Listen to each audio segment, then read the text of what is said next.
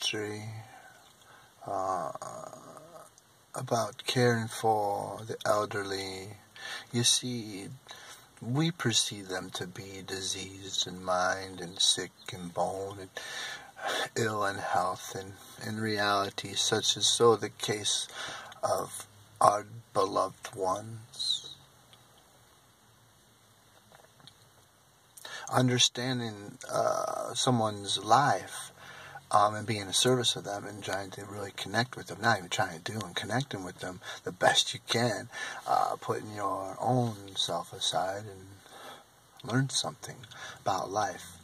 Like the tales they'll tell you, the ones that don't have Alzheimer's, they can give you insight and give you energy and emotion and feeling and spirit for what they have lived through. And some have been so tortured. I thought I was living in hell. Mr. Jenkins, thank you, sir. So this is reality, like feelings of Grant the human going to work. I left my artistry behind for the moment to put it on the shelf so I can attend to other artistic endeavors and learn how to communicate even far more correctly and back to everyone's life. Because there's some crazy stories in nursing homes from people's lives, especially like the nursing homes that kind of like, a little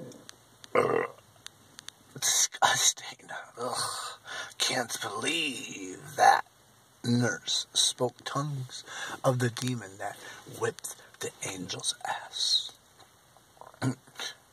Cut.